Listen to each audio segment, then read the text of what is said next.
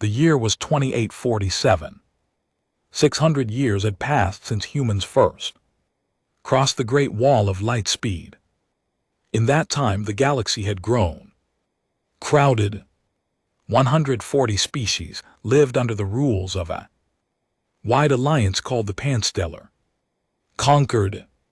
Their meeting halls were carved into a ringed world named Vestara Prime, where senators in long robes argued about trade, borders, and old treaties no one quite remembered signing. Humans were a quiet part of all this. They held only 9 star systems on the outer edge of the galaxy. Their ships were polite and small. Their voices in the Great Hall were soft. Most of the older species thought of humans as late arrivals, traders, and farmers, never loud and never dangerous. The Volusians, who had ruled their corner of space for thousands of years, often joked that humans were like rabbits in a forest of wolves, busy, careful, and quick to hide. But deep in the dusty halls of the conquered archive, on a dim level few people visited, there was a piece of writing that did not match this view. It was carved in a dead language called Old Velic. Scholars had found the same line on 17 ruined walls scattered across the whole galaxy. Some of those ruins were older than fire. On Earth, the line was always the same. Do not provoke the third orbit world of the yellow star. Most species treated this as a story for children, a spooky tale from a forgotten age. Only one man took it seriously. His name was Daniel Park. He was 68 years old. He had spent his whole working life studying ruins, and he was sure deep in his bones that the warning was about Earth. He had said so in papers and at meetings. For 30 years, he was politely ignored. He kept writing anyway. On a cold spring morning that year, far from Vestara Prime, a human freight ship called the Halcyon Drift moved slowly through a patch of empty space known as the Kelvin Gap. The captain was a woman named Lauren Briggs. She was 44. She had a son back home on a green colony world called New Pelin, and she was due to see him in 2 weeks. The ship carried grain, medicine, and 10,000 spare parts for a water plant. 11 people made up her crew. None of them were soldiers. The Corthani Dominion had been watching the Kelvin Gap for some time. The Corthani were tall-scaled people with cold eyes and a long memory for old wars. Their leader, Warlord Vexter Mal, had built his power on the bones of 3 smaller species. He believed the humans were soft fruit, ready to be picked. He had read about the old Velic warning, and he had laughed. He told his officers that fear of humans was a sickness of the weak.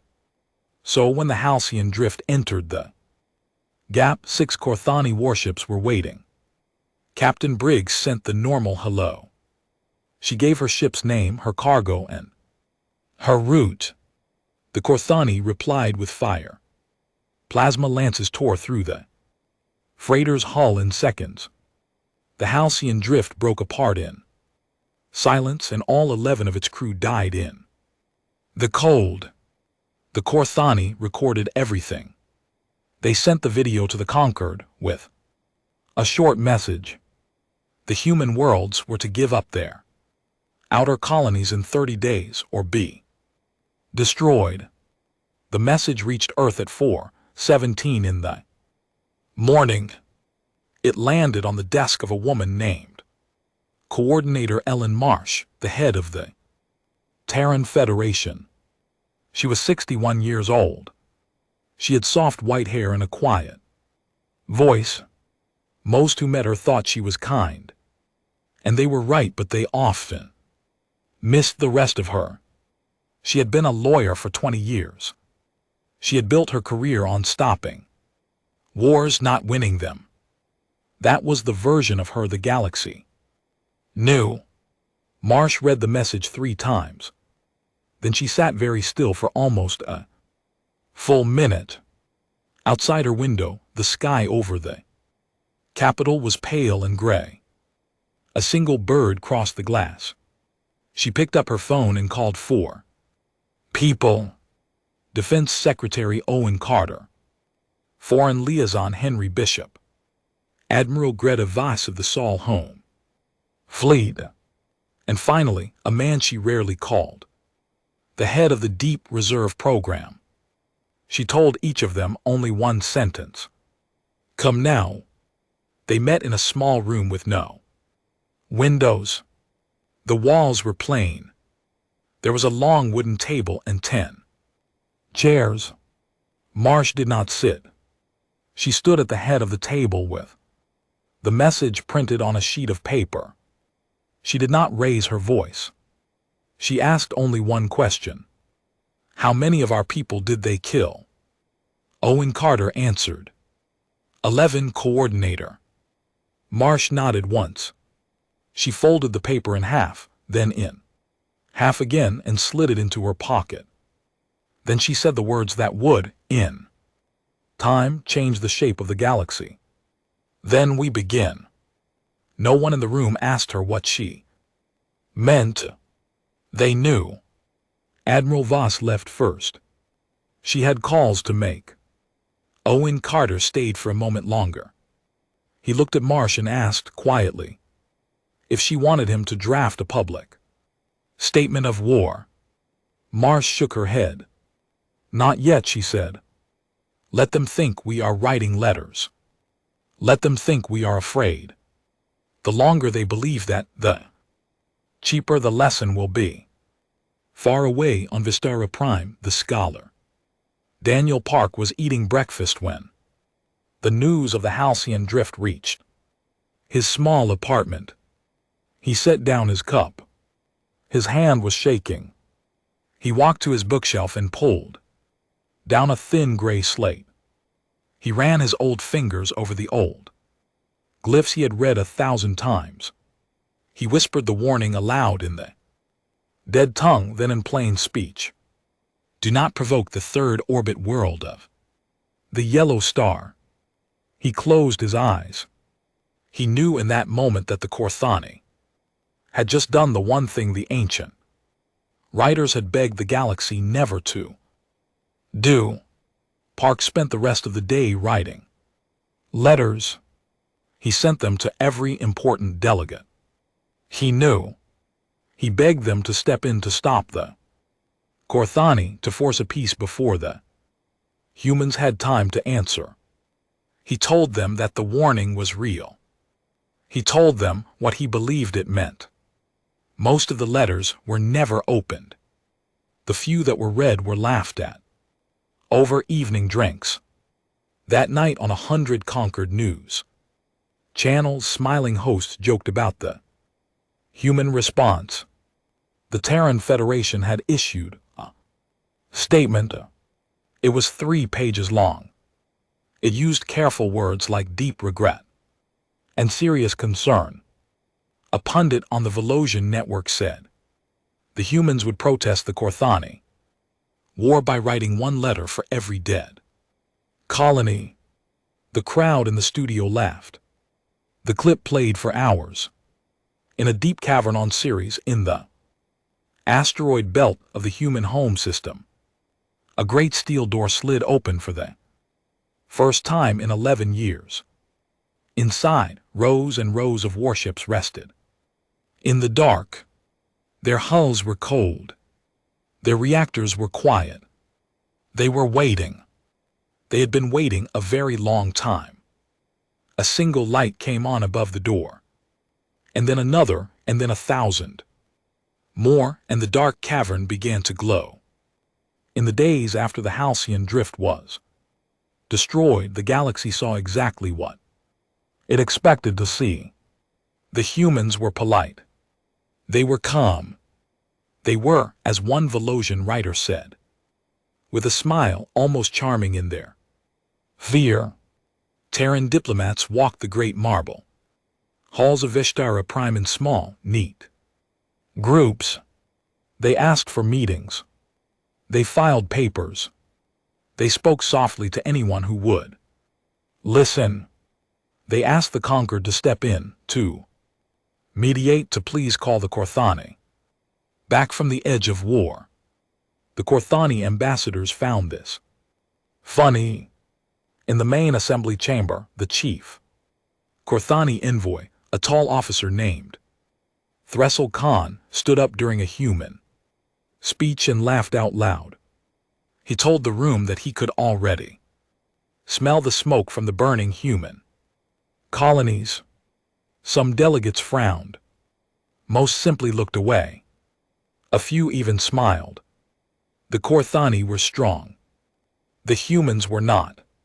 That was the way of things. But under the polite surface, the human worlds were doing something the galaxy could not see. Every plan that Coordinator Ellen Marsh had set in motion on that gray morning was now moving forward, quietly, without speeches, without parades. Across all 9 human systems, sealed doors were opening. Old factories were waking up. Workers who had spent their lives building tractors and water pumps were being moved gently and without panic to other lines. Within 3 days, those same lines were turning out parts for guns, plates for armor, and shells for guns the public had never seen. This had not been built in a hurry. It had been waiting for 400 years, since the day the Terran Federation was first formed. Humans had kept a secret plan called Deep Reserve. It was simple in idea and huge in size.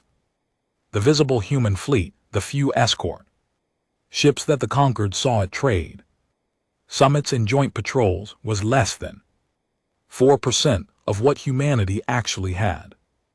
The rest, more than 96%, was hidden. Some sat in cold, dry caverns under the surface of moons. Some rested on the dark side of small asteroids no one ever visited. Some slept under the deep oceans of Earth itself, in steel cradles that had not been opened in a human lifetime. Admiral Gratavas flew out to inspect one of these places. She was a small woman with short gray hair and very sharp eyes.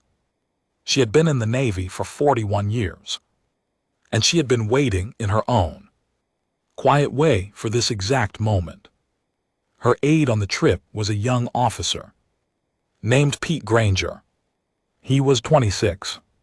He had read about Deep Reserve in his academy textbooks in a chapter that was marked for senior officers only, but he had never seen it with his own eyes. The shuttle dropped them down through long tunnel cut into the rock of Ceres. The tunnel went on for nearly 2 km. When the doors finally opened, Pete Granger forgot to breathe. The cavern in front of him was so large that the far wall was lost in shadow. Row after row of warships rested in steel cradles, their hulls dark, their guns folded. They looked like sleeping animals, cute and patient and not at all friendly. Granger counted 90 ships in the first row alone, then stopped counting. There were too many rows. He turned to Admiral Voss. He asked in a careful voice if the rumors were true. He asked if humanity really had more warships in storage than the whole Pan Stellar Concord had in active service. Voss looked at him for a long moment. Her face did not change. Then she said, "More than that. Considerably more." She walked past him down the steel walkway, her boots making small, calm sounds on the metal, and Pete Granger followed her into the cold blue light of the waking fleet. The same scene was playing in 19 other deep vaults across human space. Engineers in heavy suits were warming Reactors checking seals, loading shells and running tests on guns that had not been fired since their grandfathers were young. None of it was rushed. None of it was loud. Each crew had a checklist that had been rehearsed twice a year, every year for as long as anyone could remember. They had practiced this in their sleep. Now at last they were doing it for real. On Earth, Coordinator Marsh held one quiet meeting each evening. She did not allow speeches. She did not allow shouting. She asked simple questions and waited for simple answers. How many ships were ready? How many crews were trained? How many days until the first task force could move? She wrote nothing down. She kept everything in her head. When the meeting was over, she walked home alone through the soft rain. She watched the lights of the city. She thought about the 11 crew of the Halcyon Drift, and she counted them again by name. She had asked for the names on the first night. She did not want to forget them. At the same time, on Vestiaire Prime, the scholar Daniel Park finally got the meeting he had been begging for. The inner council of the Conquered agreed to hear him. He stood in front of 12 delegates from 12 different species. He set down his old gray slate and began to speak. He showed them the 17 ruined sites. He showed them the dating. The walls were 40 to 70,000 years older than the oldest human space flight. That meant the warning had been carved before humans had even learned to write. Someone long ago had met something on Earth. Whoever they met had taught the rest of the galaxy a lesson worth carving in stone 17 times across 17 worlds. The chamber was quiet for a moment when he finished. Then the Volusian delegate, a woman with pale skin and silver eyes, smiled gently. She called it a charming theory. She said it was the kind of story she had loved as a child. The Corthani observer, who had been allowed to sit in even though his people were now at war with humanity, was less kind. He said it was the sad noise of a dying species trying to frighten its predators with fairy tales. There was a small ripple of laughter in the room. The chair thanked Park for his time. He was politely shown the door. Park walked back to his apartment in the deep evening. The streets of Vestiaire Prime were full of bright signs and busy crowds. People were laughing and eating and arguing about small things. None of them knew. None of them had any idea. Park went up to his small room. He sat on his bed for a long time. Then he reached under it and pulled out a suitcase. He began to pack. He folded his shirts very carefully. He packed his data slate. He packed his oldest books. He did not pack much else. He had a feeling, deep and cold, that he would not be on Vestiaire Prime when the truth arrived. He did not want to be there when it did. Back on Earth, Admiral Goss returned to her office near midnight. On her desk was a fresh report from the Deep Reserve. The first task force was ready. 340 warships. Crews fully briefed. Reactors warm. She read the report twice. Then she walked to the window and looked up at the night sky. Somewhere out there, the Corthani Dominion was still laughing. She allowed herself, for one short moment, a very small smile. Then she went back to her desk and started writing orders. 30 days passed. The ultimatum ran out. Warlord Vexter Mal did not wait 1 minute longer. He stood on the bridge of his command spire on the Corthani home world and gave the order he had been waiting weeks to give. The Crimson Phalanx, the proudest battle group in the whole Dominion Navy, was sent through the Kelvin Gap to take the human colony of New Pelin.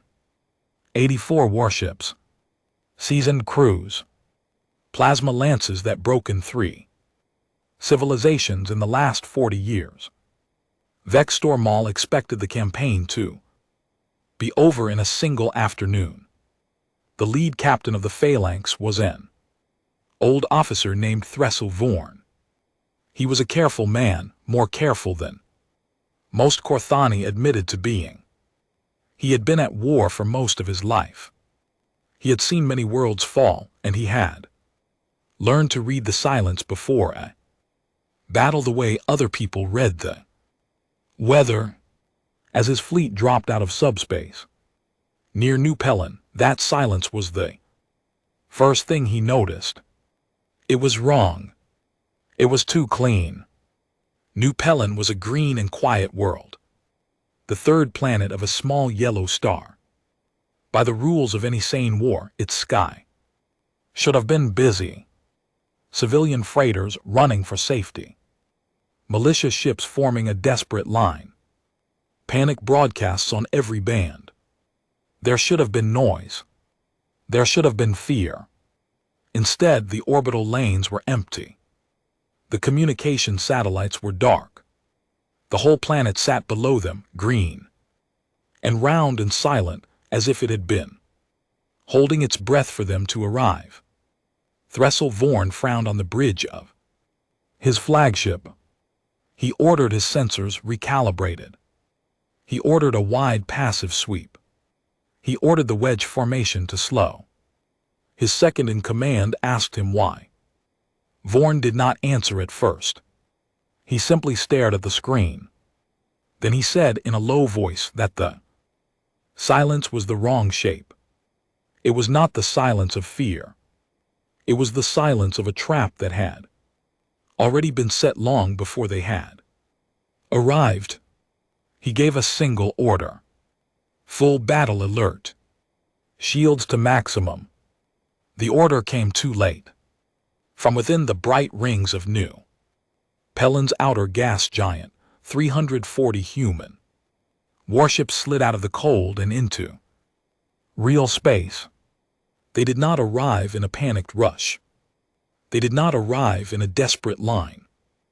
They arrived in clean, even formations, in 3-layered shells around the Korthani wedge, perfectly placed. They had been waiting in the rings for 11 days.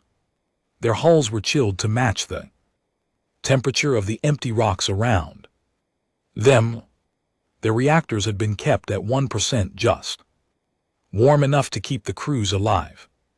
The Korthani sensors had been looking right at them for almost 2 weeks and had seen nothing. The ships were not the polite escorts the conquered knew. The big ones were called Pillar class dreadnoughts.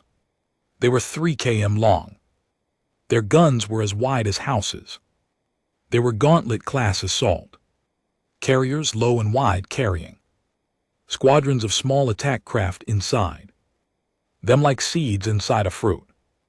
And then there was a third kind of ship, something the Korthani had no name for, because the humans had never shown it in public. It was called the Iron Choir. Each one fired heavy metal slugs at a fraction of the speed of light. At those speeds, a piece of steel the size of a fist could pass through Korthani battleship the way a needle passes through paper. The first shots fired by the human fleet were from the Iron Choir ships. They were not aimed at the Korthani warships. They were aimed at the empty space around them, 300 km off each flank. A wall of small metal slugs appeared in space, moving so fast that the Korthani sensors could barely register them. Fresh Alvorn understood in the last clear moment of his life what this meant. The humans were not blocking the Korthani retreat. They were politely showing the Korthani where the retreat would not be. They were drawing a fence around the wedge. Then the real guns opened up. Corthani plasma lances had once been the most feared weapons in the rimward arm. They had a long range and a hot, hungry fire. They could melt through standard shields in 2 or 3 hits. But the pillar-class dreadnoughts did not have standard shields. Their armor was layered with a metal compound the humans had invented in secret 70 years ago. It absorbed plasma the way dry ground absorbs rain. The Corthani fired their lances. The lances struck the human hulls. The human hulls did not melt. They glowed for a moment, and then they cooled, and then the human guns fired back. The battle lasted 3 minutes and 40 seconds. Captain Threstle Vorn watched the Crimson Phalanx, the great fleet that had served the Dominion in 12 campaigns and never lost a single one, come apart on his tactical display. Ships that had taken decades to build vanished from his screen in pairs and in fours. There were no shouted orders left to give. The wedge had no flanks to defend. The escape lanes had been politely sealed by walls of relativistic metal. His own flagship, the Throne of Maul, was the very last one to die. As the lights on his bridge flickered and the air grew thin, he opened a beam channel to vex Storm Maul back on the Corthani homeworld. He had time for one sentence. He kept it short. He owed the Dominion the truth. He said the old warnings were not folklore. Run. Then his ship broke apart and the channel went silent. On the bridge of the human flagship, Admiral Gredivos watched the last Corthani signal fade. She did not smile. She did not raise her voice. She simply turned to her communications officer and said, "Send a clean copy of the recording to the Conquered observation buoy. Do not destroy the buoy. Let them watch." The officer nodded and tapped a single key across the cold space around New Palin. A small Conquered buoy that the humans had carefully left in place began to broadcast the full footage of the battle, with no edits and no commentary on every major galactic relay band. On Vistara Prime, in the high chamber of the Inner Council, 12 delegates from 12 species watched the footage in complete silence. The Velosian delegate, the same woman who had called Daniel Park's theory charming, did not blink for nearly a full minute. When the last Corthani ship vanished from the screen, she leaned forward in her chair and asked the recording officer in a small voice to repeat the casualty count. The officer cleared his throat. 84 Corthani warships destroyed, he said. Human ships lost 0. Human casualties 0. Not low, he added quietly. 0. No one in the chamber spoke for almost 5 minutes. Far away, on a small civilian freighter, halfway to a rim colony called Tessens, Reach Daniel Park watched the same footage on his old data slate. His suitcase sat at his feet. The freighter's engines hummed under his chair. When the last Corthani ship died on the screen, he closed his eyes. He did not feel happy. He felt very tired. He felt, more than anything else, sad. The galaxy had been warned in 17 different places by people who were now dust. The galaxy had laughed. And now the galaxy was going to learn, in this slow and quiet century, exactly what the warning had been trying to save it from. Daniel Park allowed himself one small, sad smile. Then he closed his slate, leaned back in his seat and tried to sleep. Warlord Vextormal received the last message from Captain Thresselborn at 8:15 in the morning.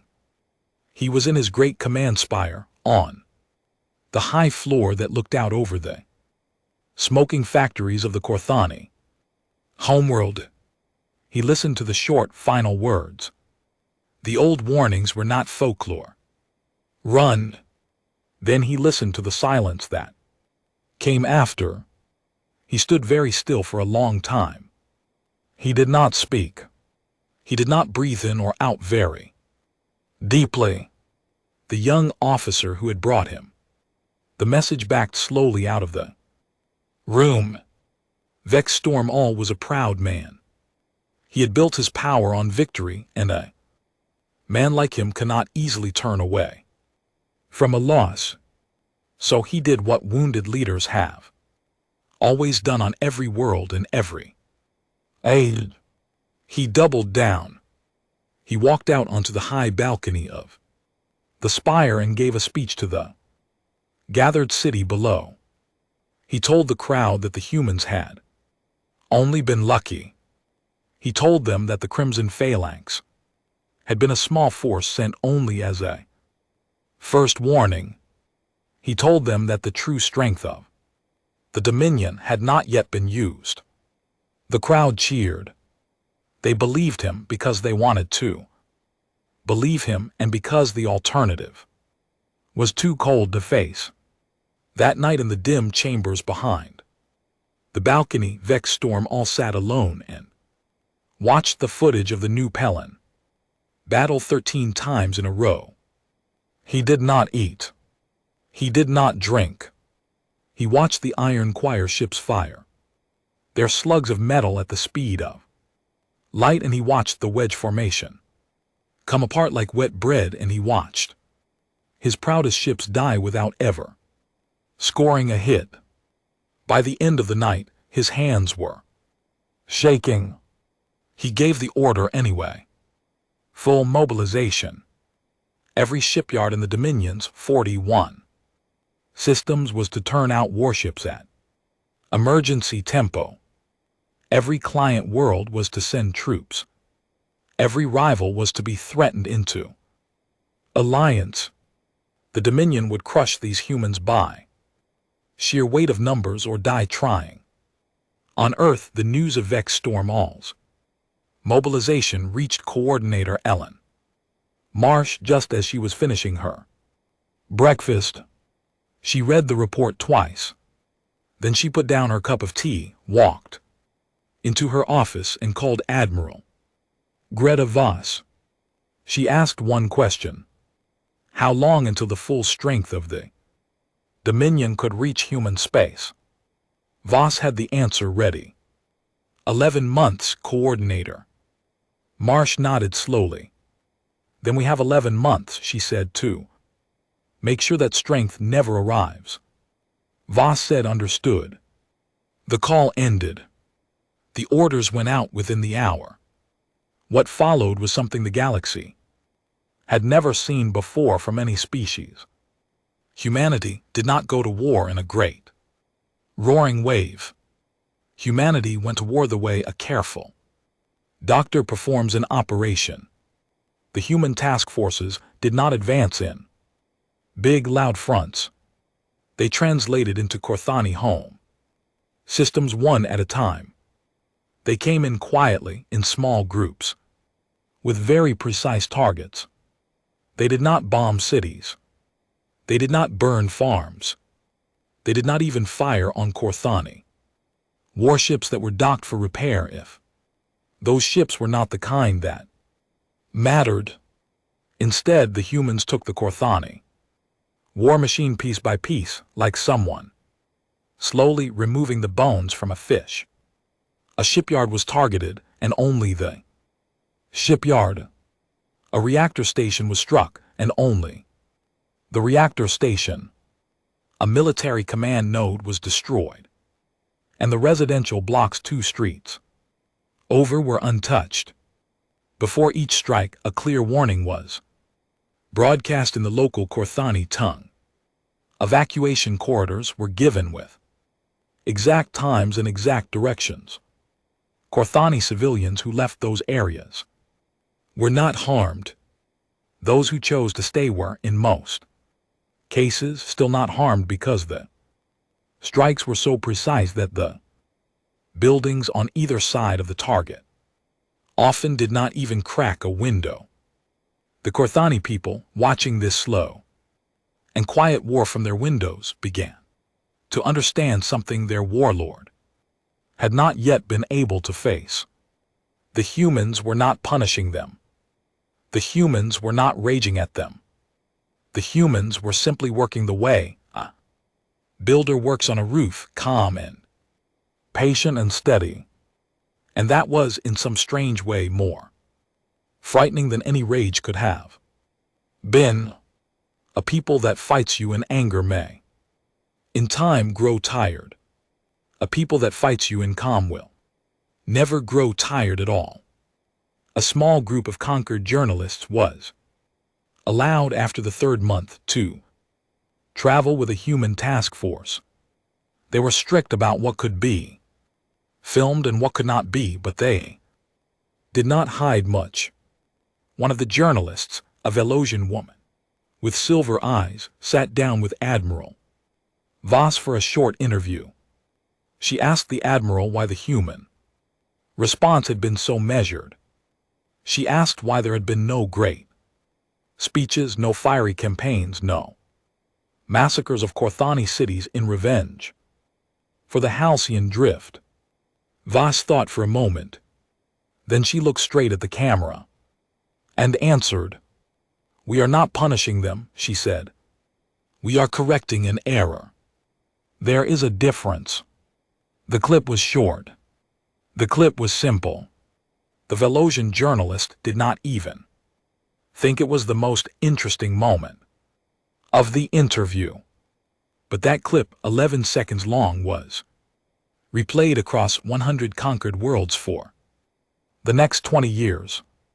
It became, for many non-human viewers, the moment they finally understood what the old Velic warning had really meant. It was the moment they understood why the ancient writers had picked stone for their message and not paper. On Vistera Prime, far from the front, the scholar Daniel Park received a careful letter at his small new apartment on the rim world of Tessin's reach. The letter was from the inner council of the conquered. It asked him, in language that was almost embarrassed, to please return to Vistara Prime as soon as he was able. The council wished to hear, in detail, his views on the history of the conflict. They wished, the letter said, to understand. Park read the letter twice. He folded it carefully. He looked out the window of his small kitchen at the dusty red plains of Tessin's Reach. Then he began slowly to pack again. When he arrived back at Vestir Prime, the same Velosian delegate who had once called his theory charming was waiting for him at the docking gantry. She was not smiling now. She was carrying his bag for him as a small private apology that she did not say in words. As they walked through the long marble hall together, she leaned in and asked him in a quiet voice what else the old Velic text said about humanity.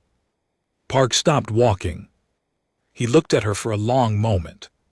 He was an old man and he was tired and he was not in the mood to be kind. He said, "They say a great many things. None of them are reassuring. Would you like me to start with the worst or the most accurate?"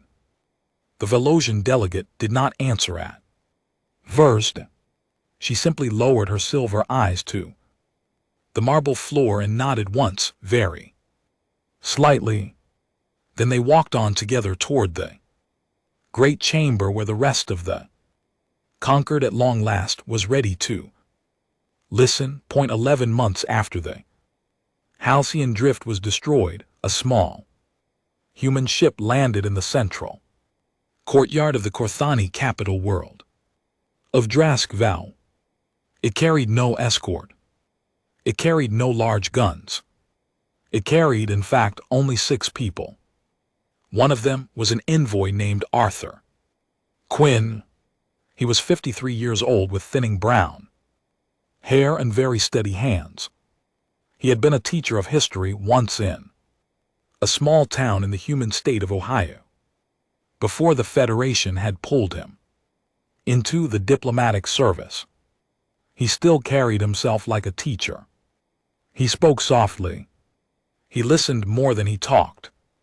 He did not look like a man who could shake an empire, and that in part was why he had been chosen. Warlord Vex Tormal received the human delegation in his great throne hall. He had prepared for this moment for many nights.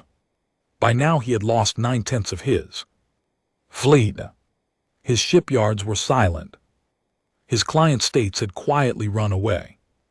His own officers were beginning to look at him in ways he did not like. He expected the humans to arrive with terms written in fire. He expected them to demand his head. He expected them to demand tribute, the dismantling of his military forever, and the long humiliation of his people.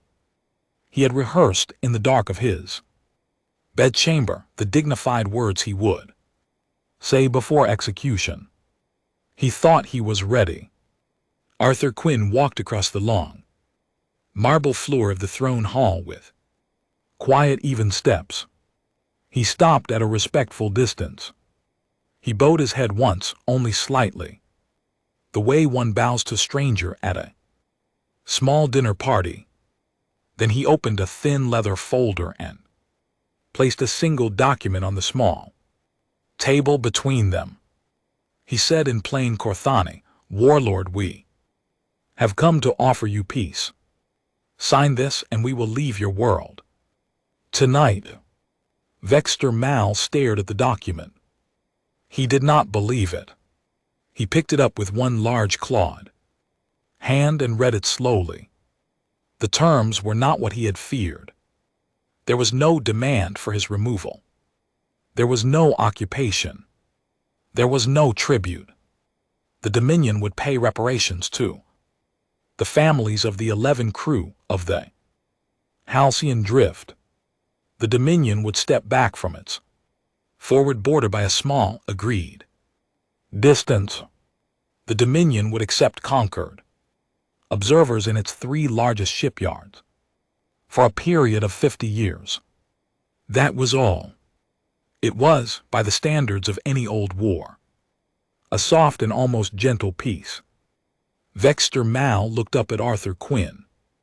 His voice was tight. He asked in a low, careful tone, "Why? Why these terms and not others?" Quinn was quiet for a moment. Then he said very simply, "Because we did not come here for revenge. We came here so that no one ever forgets again. That is all we wanted. That is all we ever wanted." He paused. Then he added almost kindly, "Sign it, please. Then I can go home. My wife is expecting me for dinner on Sunday." Vex Storm all signed the document. His hand was steady. His mind was not. When the ink had dried, Arthur Quinn placed the folder carefully back into his coat. He bowed his head once more by the same small angle. Then he walked back across the marble floor, climbed into his small ship, and left the Korthani homeworld before the sun had even set. He was back on Earth 2 days later, in time as promised for his wife's roast chicken. In the months that followed, the Stellar Concord changed in ways that no one quite spoke about out loud. The old Velic warning was quietly reclassified. It was no longer a strange piece of dead poetry in the dusty back rooms of the archive. It was now an active rule of diplomacy. Every new ambassador to the human worlds was given a copy of the warning on the day they were sworn in. Trade agreements that had once been written with sharp clauses against humanity were quietly rewritten with softer ones. Border disputes near human space, which had once dragged on for years, were now settled in a matter of weeks and almost always in humanity's favor. No one said why. No one needed to.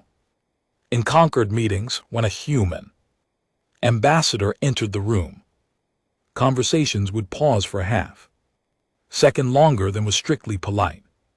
Seats near the human delegations were the first to be filled by species that wished to be seen as friends. Species that had once joked about humans no longer made those jokes, not because anyone had told them to stop, but because the jokes had stopped being funny. There was a new quiet around the human worlds. It was the quiet of a forest that had remembered after a long sleep that wolves do live in it after all. Daniel Park, the old scholar who had spent his whole life arguing for a theory that no one had wanted to hear, was given a permanent chair at the Concord Archive. His former critics now sent him polite letters asking for private meetings. He wrote a long book in his last years. It became required reading at every diplomatic academy in the galaxy. The title of the book was borrowed from a sentence that Admiral Greta Voss had once said in a closed meeting, and that had somehow leaked out. The sentence was carved, years later, into the cornerstone of the rebuilt Concord Assembly Hall, where every delegate had to pass it on their way to work each morning. The sentence was this: "They are not a sleeping species. They are a patient one." The story ends on Earth, on a small wooden porch on the coast of the state of Oregon. Ellen Marsh, who had been coordinator of the Terran Federation during the war, was now 73 years old. She was retired. She lived in a small wooden house above the gray ocean. Her hair was fully white now. Her hands were thin. On a soft summer evening, she sat in a wooden chair on her porch with a cup of tea in her lap. Beside her, on a second smaller chair, sat her granddaughter. The girl was 9 years old. Her name was Lucy. Lucy had a school tablet on her knees.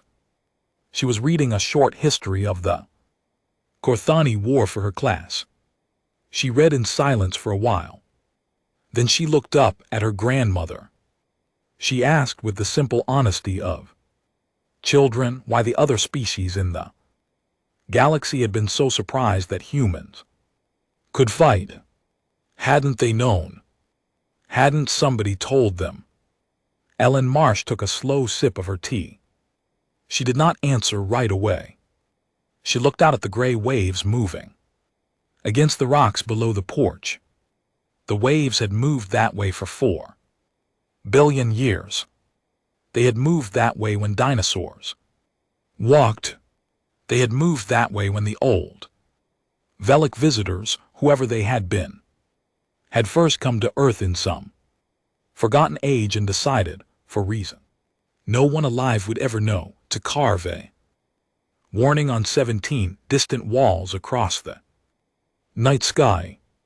After a long moment, Ellen Marsh smiled at her granddaughter. She said they were not surprised.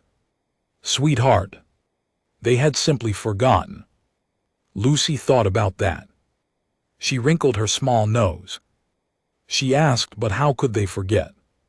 How could anyone forget? Ellen Marsh was quiet again. She watched a single gold turn slowly in the orange sky. Then she said more softly, almost to herself, "The galaxy forgets. We do not. That is the whole of it." Lucy thought about that for a while. Then she set down her tablet, climbed into her grandmother's lap, and watched the gray ocean with her until the sun, far across the curve of the old quiet. Earth finally went down,